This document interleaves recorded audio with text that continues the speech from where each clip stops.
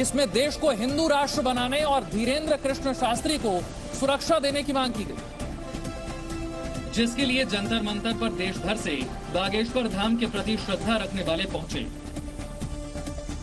लगातार यहाँ पर जो है नारे लगाए जा रहे हैं और सभी के हाथ में आपको पोस्टर्स लगे हुए दिखाई देंगे, जहाँ साफ तौर पर लिखा हुआ है कि बागेश्वर धाम के पागल हैं। प्रदर्शनकारियों का कहना था कि सनातन धर्म और हिंदू राष्ट्र की बात करने वाले बागेश्वर धाम के बाबा की जान को खतरा है। उनके पीछे धर्मद्रोही पड़े हैं, इसलिए उन्हें Z कैटेगरी की सुरक्षा दी जाए। और उनकी बढ़ती लोकप्रियता से विरोधियों की हालत पस्त हो रही है। हमारे सनातन धर्म के रक्षक हैं, हमको ऐसे तेज तर्रार युवा संत की जरूरत है, इसलिए हम इनकी सुरक्षा के लिए आए हैं, इनको सुरक्षा दी जाए। इस दौरान सभी की जुबान पर हिंदू राष्ट्र का नारा था। नहीं, हमारी यही मांग है कि हमें हिंदू राष्ट्र चाहिए, हमें सनातन धर्म हमारा सर्वोत्तम हो, इसके लिए चाहिए बस ये राष्ट्र बने। हिंदू राष्ट्र का मतलब है ऐसा नहीं है कि कोई दूसरे धर्म को बाहर फेंक दिया जाए या उन्हें बाहर भेज दिया। हिंदू राष्ट्र का मतलब है राम राज्य स्थापित, जिसमें सबको समानता हो, जिसमें सबको समान अधिकार मिले। ये धर्म संसद बागेश्वर धाम सरकार की सुरक्षा के लिए बुलाई गई थी, लेकिन इसके मंच से भड़काऊ बयान भी दिए गए। इसमें सबसे आगे रहे ऋषिकेश से आए महामंडलेश्वर स्वामी भक्त हरिजी महाराज, जिन्होंने हिंदू समुदाय को ललकारने के साथ दूसरे समुदाय के खिलाफ काफी आपत्तिजनक बयान दिए। इस दौरान उन्होंने रामचरितमानस का अपमान करने वालों को अंजाम भुगतने का श्राप भी दे दिया।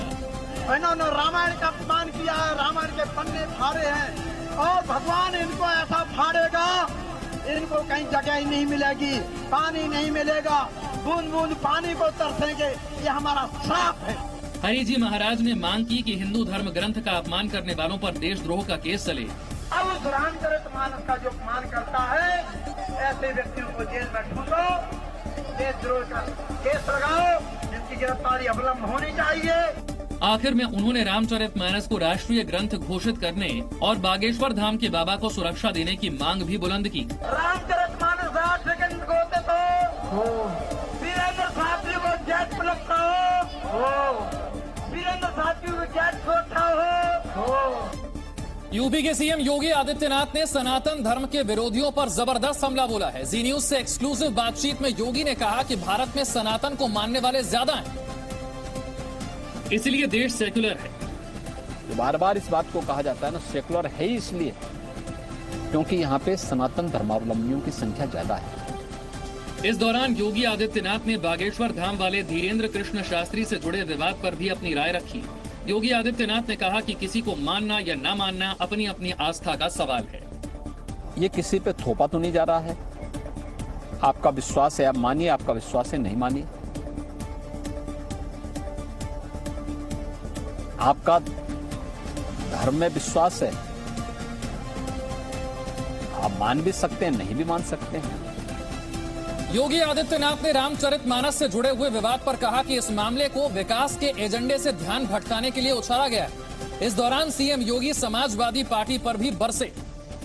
विकास उनका एजेंडा कभी नहीं रहा, सुशासन उनका एजेंडा कभी नहीं रहा, उनसे उम्मीद क्या कर सकते हैं।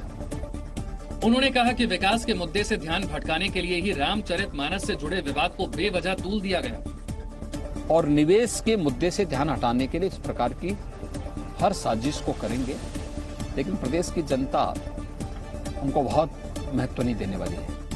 योगी आदित्यनाथ ने एसपी नेता स्वामी प्रसाद मौर्य को भी आड़े हाथ लिया और कहा कि जनता अब जाति की राजनीति करने वालों के बहकावे में नहीं आने वाली। उन्होंने स्वामी प्रसाद मौर्य पर कार्रवाई के सवाल का भी बेबाकी से जवाब दिया। अभी चीजें आगे बढ़ेंगी, चलने दीजिए, समय आने पे सारी कार्रवाई एजेंसियां अपने स्तर पर करेंगी। सीएम योगी ने कहा कि एसपी के दौर में राज्य की जनता बिजली, शिक्षा, सड़क और स्वास्थ्य जैसे बुनियादी जरूरतों के लिए भी तरस रही थी, इसीलिए अब जातिवादी राजनीति कामयाब नहीं होगी। प्रदेश की जनता बिजली के लिए तरस रही थी, अच्छी शिक्षा के लिए तरस रही थी, तब प्रदेश की जनता स्वास्थ्य के लिए तरस रही थी, अच्छी सड़कों के लिए तरस रही थी, पहचान के संकट का एक गंभीर चुनौती प्रदेशवासियों के सामने उन्होंने खड़ी कर दी थी। इसलिए प्रदेश की जनता सब जान रही है।